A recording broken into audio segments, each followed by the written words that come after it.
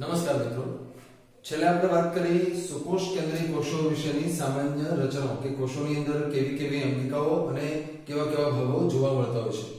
ત્યારબાદ હવે આપણે વાત કરીએ છીએ કોષમાં આવેલી જુદી જુદી જે રચનાઓ છે બધાની વિગતવાર એક પર્ટિક્યુલર અંગિકાઓ વિશેની રચના. તેમાં સૌથી પહેલા આપણે વાત કરવાની આવે છે કોષ રસ પટલ. તો આગળ પર આપણે વાત કરીએ કે દરેક કોષ જે હોય છે, કોઈ પણ કોષ હોય એ પોતાની ફરતે એક આવરણ ધરાવે છે જેને આપણે કોષ રસ પટલ તરીકે ઓળખીએ છીએ. એકદમ સૂક્ષ્મ પાતળું કે જે એક્ચ્યુઅલી કોષ રસને ઘેરીને આવેલું આવરણ છે. તો આપણે જાણીએ છીએ કે કોષો પોતે નરી આંખે દેખાતા નથી, એટલે એની જે આંતરિક રચનાઓ છે એને જોવા માટે એકદમ અતિશય એવા શક્તિશાળી માઇક્રોસ્કોપનો ઉપયોગ કરવામાં આવે છે. તો અહીંયા આપણે વાત કરશું કે લગભગ 1950 ની આજુબાજુમાં 1950 માં ઇલેક્ટ્રોન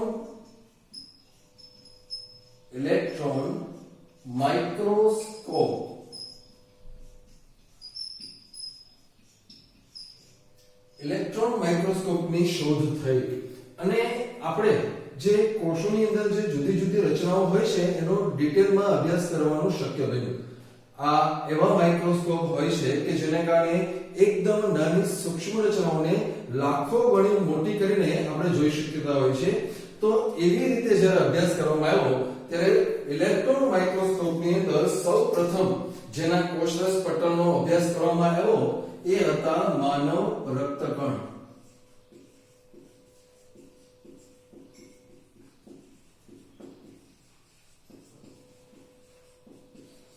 એટલે ઇલેક્ટ્રોન માઇક્રોસ્કોપની અંદર સૌપ્રથમ આપણે જે કોષરસ પટલ જોયું અને એનો અભ્યાસ કર્યો એ મનુષ્યના રક્તકણોના કોષરસ પટલનો અભ્યાસ આપણે કરેલો છે.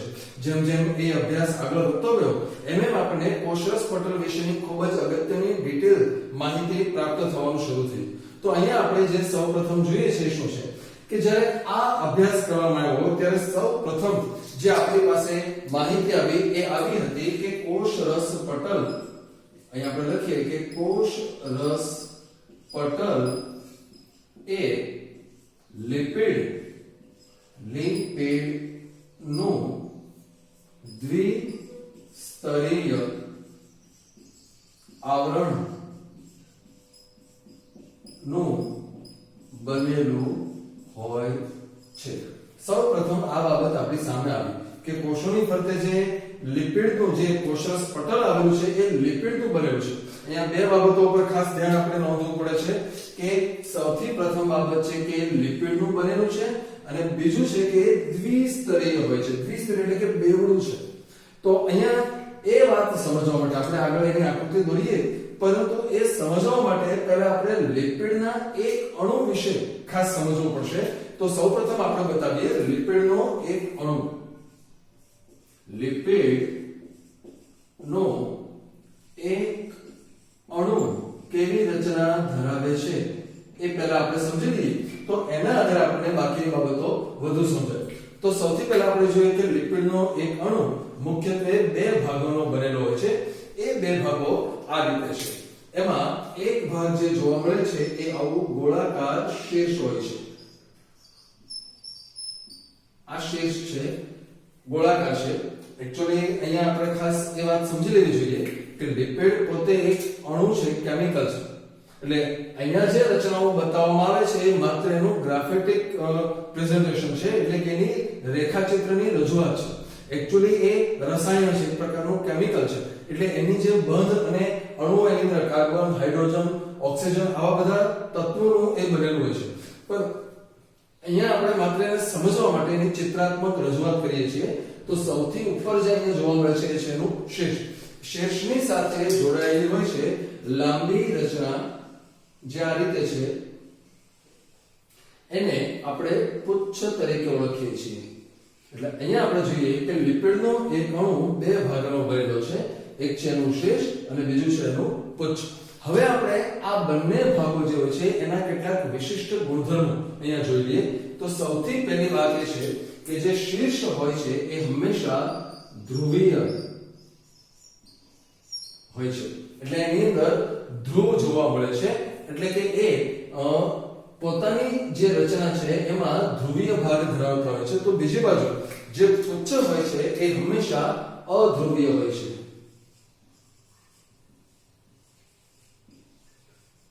ધ્રુવીય અને અધ્રુવીય. બીજી બાજુ જોઈએ આપણે તો શીર્ષ જે હોય છે, અહીંયા આપણે જે લખ્યું છે એ શીર્ષ એ હંમેશા જલાનુરાગી હોય છે. અનુરાગ એટલે આકર્ષણ, તો અહીંયા શબ્દ આવે છે જલાનુરાગી. જલાનુરાગીનો અર્થ થાય છે પાણી પ્રત્યે આકર્ષણ વૃત્તિ. તો બીજી બાજુ જે પુચ્છ હોય છે એ પુચ્છ જલ વિતરાગી હોય છે. જલ વિતરાગી. વિતરાગ એટલે અપાકર્ષણ, એટલે કે જે પૂંછડી હોય છે એ પાણી પ્રત્યે અપાકર્ષણ ધરાવતું હોય છે. ત્રીજી બાબત જે આપણે સમજવાની છે એ આ છે કે જે શીર્ષ હોય છે એ હંમેશા આલ્કોહોલનું બનેલું હોય છે. આલ્કોહોલનું બનેલું છે. તો આલ્કોહોલ જે હોય છે એ ઘણા બધા પ્રકારના હોય છે, પણ અહીંયા આપણે એ વાત યાદ રાખીએ કે મોટા ભાગના જે લિપિડ હોય છે, આપણા કોષોમાં જોવા મળે જે લિપિડ હોય છે એમાં મોટા ભાગે ત્યાં આલ્કોહોલ તરીકે ગ્લિસરોલ હાજર હોય છે. તો બીજી બાજુ જે પૂંછડી હોય છે એ પૂંછડી મોટા ભાગે ફેટી એસિડની બનેલી હોય છે. Fatty acid. અને ફેટી એસિડ જે હોય છે એ ફરી પાછું અહીંયા આપણે લખીએ કે એમાં હાઇડ્રોકાર્બન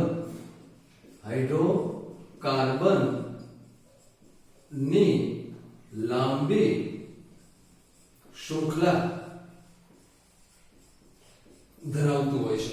એની અંદર જે મોટા ભાગે હોય છે જે ફેટી એસિડ છે એક્ચ્યુઅલી એ બે ભાગના બનેલા છે. એક છે કાર્બોક્સિલિક એસિડ વત્તા હાઇડ્રોકાર્બનની શૃંખલા.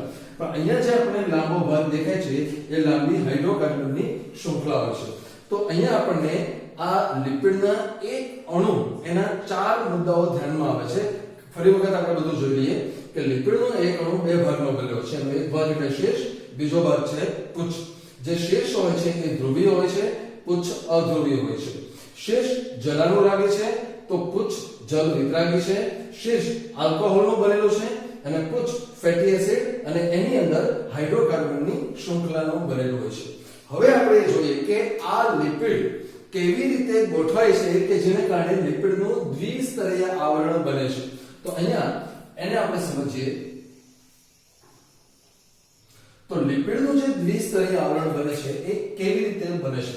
તો એને સમજવા માટે અહીંયા આપણે એક કોષ એને આકૃતિમાં થોડી રજૂઆત કરીએ કે ધારો કે આ એક કોષ છે. આ કોષની અંદર અહીંયા આ કોષ રસ આવેલો છે. આપણે જાણીએ છીએ કે કોષ રસનો મોટો ભાગ પાણીનો બનેલો છે, એટલે કે કોષની અંદર તરફનો જે ભાગ છે એ હંમેશા પાણીયુક્ત હોય છે. બીજી બાજુ કોષની બહાર આજુબાજુનો જે ભાગ હોય છે ત્યાં પણ પાણી આવેલું હોય છે, એટલે કે એની અંદર અહીંયા પાણી છે અને આ જે ભાગ હોય છે કોષની બહાર ત્યાં પણ મોટો ભાગ પાણીનો હોય છે. તો હવે આપણે જોશું કે આ જે કોષ રસ પટલ છે, બ્લુ કલરની જે લાઈન આપણે અહીંયા બતાવીએ છીએ એ કોષ રસ પટલ છે. આ છે કોષ રસ પટલ. તો કોષ રસ પટલ જે હોય છે એનું આયોજન દ્વિસ્તરીય કેવી રીતે બને છે એ સમજવા માટે અહીંયા આપણે એનો એક નાનકડો અમથો ભાગ મોટો કરીને જોઈએ. તો દાખલા તરીકે આ છે.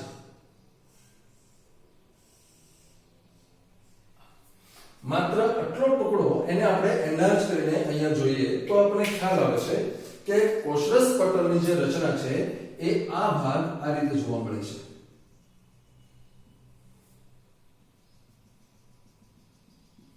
અહીંયા ભૂલ ન પડે એ ખાસ જોવાનું છે કે આ જે બે લાઈન આપણે દોરી છે આ બે લાઈન એ એક આ અને એક આ નથી. ખાસ સમજી લેજો, આ બે લાઈન નથી, તો આપણે આ એક જ ભાગ બેવડા પડનો ભરેલો છે એ બતાવીએ છીએ. એટલે હવે એની અંદર જે રચના છે એ આમ છે. તો અહીંયા શીર્ષ જે આપણને જોવા મળે છે લિપિડના એ આમ છે.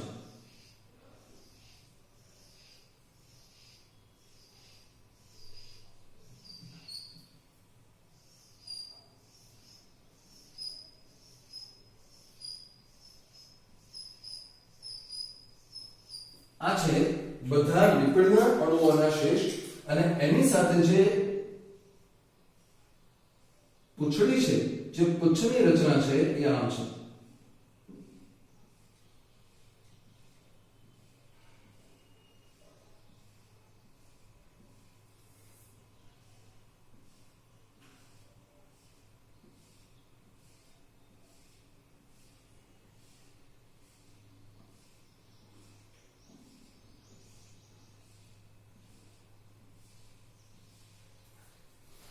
તો આ પ્રકારનું જે આયોજન છે એ માત્ર આટલા ટુકડાનું છે. ખાસ સમજી લઈએ આપણે કે આ જે છે એ દ્વિસ્તર લિપિડનું દ્વિસ્તર બને છે. તો અહીંયા જે ભાગ આપણે બતાવ્યા છે એની અંદર આપણે લખી શકીએ કે આ અહીંયા જે વિસ્તાર છે આ ભાગ એ કોષની આજુબાજુમાં, એટલે એની અહીંયા આ પાણી છે, તો અહીંયા પણ આ પાણી છે. તો આના ઉપરથી ખ્યાલ આવે, અહીંયા આપણે જે બાજુમાં બતાવ્યું છે એ આ બતાવે છે કે જે શીર્ષ હોય છે જલાનુરાગી છે, એટલે કે એને પાણી પ્રત્યે આકર્ષણ છે, તો બીજી બાજુ જે પુચ્છ છે એને પાણી પ્રત્યે અપાકર્ષણ છે. આવા પ્રકારના આયોજનનો જે મેઇન ફાયદો છે, જે મુખ્ય ફાયદો મળે છે એ આ છે કે હાઇડ્રોકાર્બન જે અહીંયા હોય છે, અહીંયા ખાસ આપણે જોઈએ કે આ જે હાઇડ્રોકાર્બન હોય છે એ સંતૃપ્ત હોય છે. સંતૃપ્ત એટલે એમાં વધારાના હાઇડ્રોજન કે હેલોજન ઉમેરી શકાતા નથી. એના વિશે આગળની ચર્ચા આપણે નેક્સ્ટ ચેપ્ટરમાં કરવાની આવશે કે કોઈ પણ અણુ એમાં જ્યારે વધારાના કોઈ બંધ શક્ય નથી ત્યારે એને આપણે સંતૃપ્ત કહીએ છીએ. તો અહીંયા લિપિડનો જે પુચ્છનો ભાગ છે એ સંતૃપ્ત હાઇડ્રોકાર્બનનો બનેલો છે અને એ પોતે એવા લક્ષણો ધરાવે છે કે જે પાણી પ્રત્યે અપાકર્ષણ એટલે કે વિતરાગી છે. તો અહીંયા આપણે એ સમજીએ છીએ કે પાણી અહીંયા છે અને પાણી એટલે કે અંદર અને બહાર બધી બાજુ પાણી છે. પણ કોષરસ પટલની રચના એવી રીતે થયેલી છે કે લિપિડ સામસામા એવી રીતે ગોઠવાય છે કે જેથી કરીને ધ્રુવીય શીર્ષ બહાર તરફ અને જે અધ્રુવીય પુચ્છ અંદર તરફ રહે છે. પાણી અહીંયા છે અને પાણી અહીંયા છે. પરિણામ એવું આવે છે કે જે હાઇડ્રોકાર્બનની બનેલી જે પૂંછડીઓ છે એ પાણીના સંપર્કમાં આવતી નથી, એટલે કે એ જલીય પર્યાવરણથી સુરક્ષિત છે. ખાસ આપણે આ જોઈએ છીએ કે આવા પ્રકારની ગોઠવણી એ દ્વિસ્તરીય ગોઠવણી બને છે. એટલે અહીંયા આને આપણે નામ આપીએ છીએ લિપિડનું દ્વિસ્તર. લિપિડનું દ્વિસ્તર આ રીતે બને છે. તો અહીંયા આપણે જે વાત કરીએ છીએ કે જો તમે આટલો ટુકડો અહીંયા બનેલો છે તો આપણે કલ્પના આ રીતે કરી શકીએ. ફરી વખત જોઈ લેજો કે લિપિડનો જે સ્તર અહીંયા બનેલો છે એ આ માત્ર આ એક જ પોઈન્ટ આપણે બતાવ્યો છે. એટલે કે જો આખા કોષની વાત આપણે કરવી હોય, આખા કોષનું કોષરસ પટલ જો આપણે આ રીતે બતાવવું હોય તો આપણે આ રીતે બતાવવું પડે કે આ આખું ડબલ છે એ આ રીતે આમ આવે છે, અહીંથી આવી પાછું અહીંયા મેચ થશે. એટલે કે આખી લાઈન એ આ રીતે ડબલ પડતી બનેલી હોય છે. તો આવી બાબતોની રજૂઆત એ ધીરે ધીરે જેમ આગળ ખ્યાલ આવ્યો એમ આપણને જોવા મળે છે કે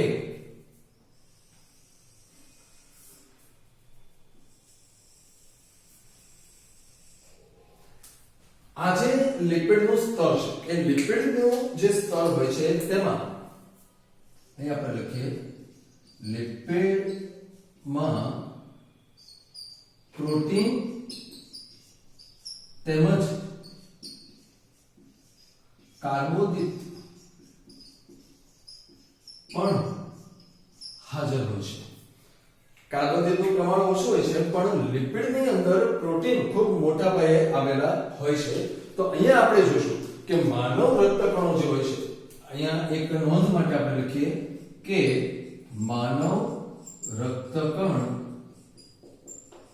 ના કોષ રસ પટલ માં શું આવેલું છે. તો અહીંયા જોઈ લઈએ આપણે કે મનુષ્યના આપણા જે રક્તકણો હોય છે એના કોષરસ પટલમાં લગભગ 52% પ્રોટીન અને 40% જેટલું લિપિડ આવેલું હોય છે.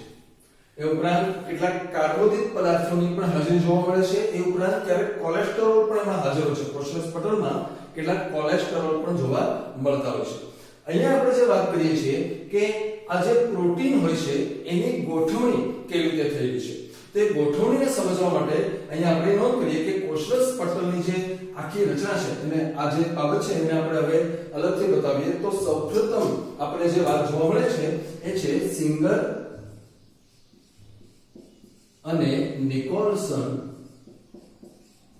નામના બે વૈજ્ઞાનિકો જે હતા એમણે 1972 માં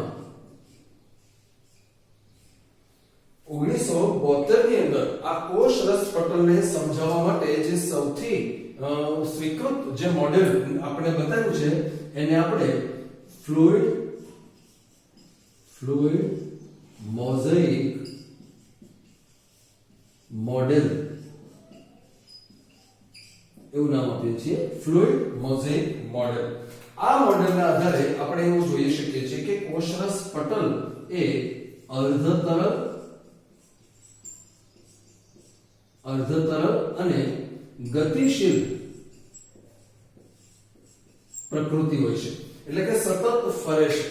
અહીંયા આપણે ખાલી એક નોંધ એવી કરી કે સિંગર અને નિકોલસને જે 1972 માં આ જે ફ્લુઇડ મોઝેઇક મોડેલ આપ્યું એ પહેલા એક બીજા વૈજ્ઞાનિક હતા જેનું નામ હતું રોબર્ટસન. એમણે એક કોષરસ પટલ માટે રચના બતાવી હતી જેને આપણે એકમ પટલ સંકલ્પના યુનિટ મેમ્બ્રેન કોન્સેપ્ટ એવું નામ આપેલું, પરંતુ એની કેટલીક મર્યાદાઓને કારણે એનો સ્વીકાર બહુ થયેલો ન હતો. પણ 1972 માં જ્યારે સિંગર અને નિકોલસને અર્ધતરલ અને ગતિશીલ એવા ફ્લુઇડ મોઝેઇક મોડેલની રજૂઆત કરી તો એની મોટાભાગના વૈજ્ઞાનિકોએ સ્વીકાર કરેલો છે.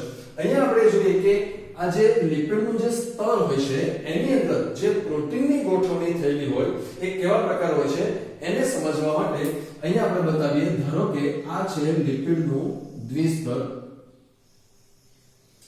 આ લિપિડનું દ્વિસ્તર છે. અહીંયા આપણે જે બતાવીએ છીએ છે, હવે આટલું બધું ડિટેલમાં અહીંયા બતાવતા નથી. તો આ લિપિડની અંદર જે પ્રોટીનની ગોઠવણી હોય છે એ ખાસ કરીને બે પ્રકારે જોવા મળે છે. એમાંથી એક પ્રકાર આપણે આ રીતે બતાવીએ. કેટલાક પ્રોટીન એવા હોય છે કે જે આ રીતે લિપિડના પટલની અંદર છેક આર પાર આ રીતે અથવા અડધા આમ ખૂટેલા હોય છે. એટલે અહીંયા આપણને જે જોવા મળે છે આ પ્રોટીન છે.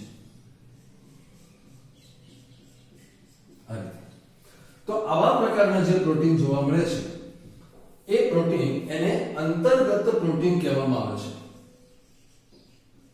અંતર્ગત પ્રોટીન આ રીતે છે કે જે અંશતઃ એટલે કે થોડા અથવા પૂરેપૂરા ખોતેલા છે અને આરપાર આવેલા છે. એમની સાથે આ જે છે એની આ જે શૃંખલાઓ એ પણ જોવા મળતી હોય છે, એની આગળની શૃંખલાઓ છે.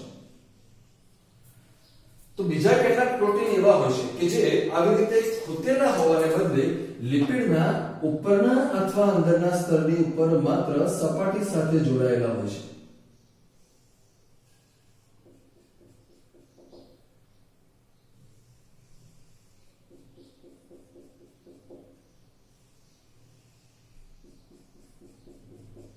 તો આવા પ્રકારના જે પ્રોટીન ગોઠવાયેલા હોય છે એને બહિર્ગત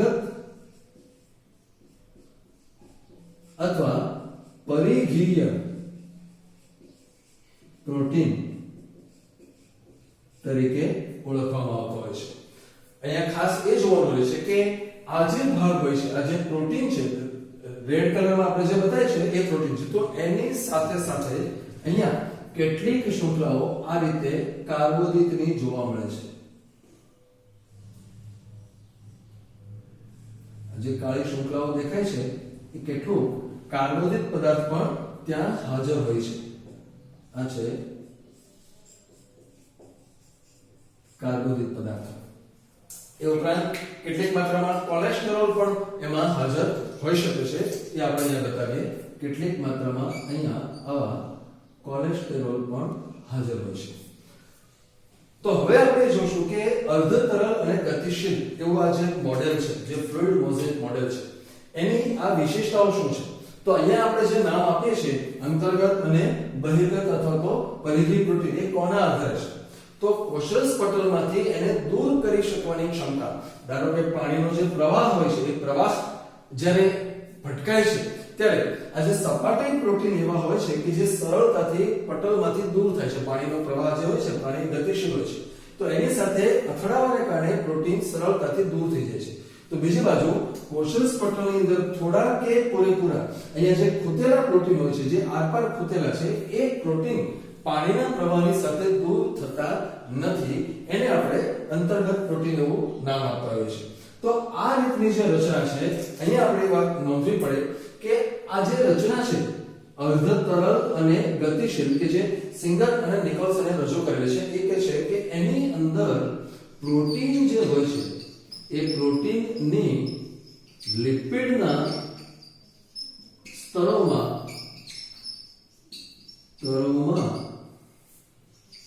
પાર્શ્વીય ગતિ થાય છે. પ્રોટીન આ સ્તરોની અંદર આ રીતે ખૂતેલા છે.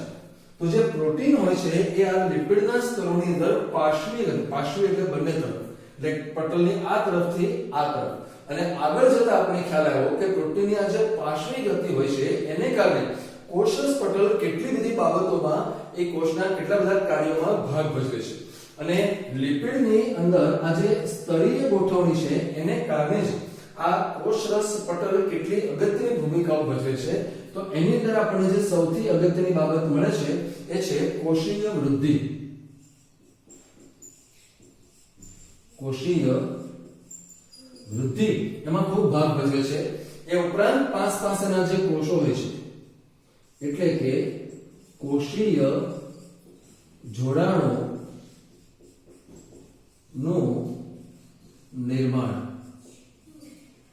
પાસેના જે કોષો હોય છે એ કોષોનું જે આંતરકોષીય જોડાણ હોય છે, નજીકના જે કોષો છે એમની વચ્ચે પદાર્થોની આપલે, એમાં પણ આ કોષરસ પટલ ખૂબ જ ભાગ ભજવતો હોય છે. એ ઉપરાંત કેટલાક પ્રકારના સ્ત્રાવ કોષરસ પટલમાંથી થતા હોય છે. ઘણા બધા પદાર્થો એમાંથી સ્ત્રાવ પામતા હોય છે. એ ઉપરાંત અહીંયા આપણે જોઈ શકીએ કે એને કારણે અંતઃભક્ષણ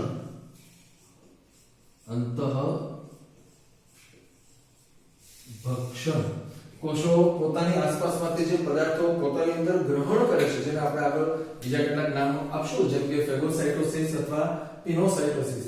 અંતઃભક્ષણના જે પ્રકારો છે, પ્રવાહી ભક્ષણ અથવા તો ઘન ભક્ષણ, કણિકાઓ તમે 10મા ધોરણની અંદર કદાચ અમીબાની અંદર પોષણની જે પદ્ધતિ ભણ્યા છો, કોશિકા ભક્ષણ, તો એવી ઘટનાઓની અંદર પણ આ કોષરસ પટલ ઘણો બધો ભાગ ભજવે છે. અને એ ઉપરાંત અહીંયા આપણે જોઈએ કે કોષરસ પટલ એ કોષ વિભાજનમાં પણ ભાગ ભજવે છે. એટલે કે જ્યારે કોષો વિભાજન પામે છે, એક કોષમાંથી બે કોષોનું જ્યારે નિર્માણ થતું હોય છે, ત્યારે એની અંદર પણ આ કોષરસ પટલ ખૂબ જ અગત્યની ભૂમિકા ભજવે છે. તો અહીંયા જે આપણને જોવા મળે છે કે કોષરસ પટલની અંદર ઘણા બધા પદાર્થો એ આંતરિક રીતે જોડાઈને એક આખું સળગ આવરણ બનાવે છે, અને એ જ આવરણ આ કોષોની ફરતે કોષરસ પટલ તરીકે હાજર જોવા મળતું હોય છે. પણ અહીંયા ખાસ આપણે જોઈએ કે પ્રાથમિક બાબત અહીંયા જોઈએ છે, કોષરસ પટલનું જે મેઇન કાર્ય છે, અહીંયા આપણે જોઈએ કે આ કોષરસ પટલ છે, તો એનું જે મેઇન કાર્ય એ છે કે કોષની અંદર દાખલ થતા અને બહાર નીકળતા પદાર્થોનું નિયમન કરે છે, અને એને આપણે કોષરસ પટલ દ્વારા વહન એવું નામ આપીએ છીએ, જેના વિશેની ચર્ચા આપણે આના પછીના લેક્ચરમાં કરશું.